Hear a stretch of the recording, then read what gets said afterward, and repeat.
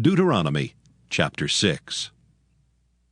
Now these are the commandments, the statutes, and the judgments which the Lord your God commanded to teach you, that ye might do them in the land whither ye go to possess it, that thou mightest fear the Lord thy God, to keep all his statutes and his commandments which I command thee, thou and thy son and thy son's son, all the days of thy life, and that thy days may be prolonged.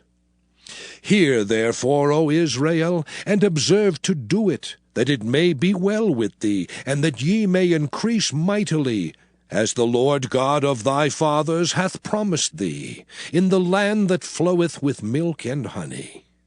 Hear, O Israel, the Lord our God is one Lord. And thou shalt love the Lord thy God with all thine heart, and with all thy soul, and with all thy might. And these words which I command thee this day shall be in thine heart. And thou shalt teach them diligently unto thy children, and shalt talk of them when thou sittest in thine house, and when thou walkest by the way, and when thou liest down, and when thou risest up. And thou shalt bind them for a sign upon thine hand, and they shall be as frontlets between thine eyes. And thou shalt write them upon the posts of thy house and on thy gates.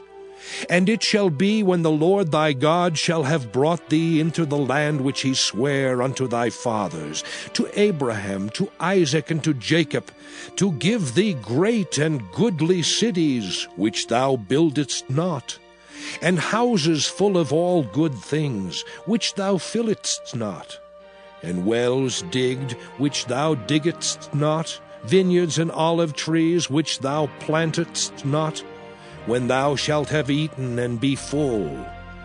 Then beware lest thou forget the Lord, which brought thee forth out of the land of Egypt, from the house of bondage. Thou shalt fear the Lord thy God, and serve him, and shalt swear by his name. Ye shall not go after other gods, of the gods of the people which are round about you, for the Lord thy God is a jealous God among you, lest the anger of the Lord thy God be kindled against thee, and destroy thee from off the face of the earth. Ye shall not tempt the Lord your God, as ye tempted him in Massah. Ye shall diligently keep the commandments of the Lord your God, and his testimonies and his statutes, which he hath commanded thee.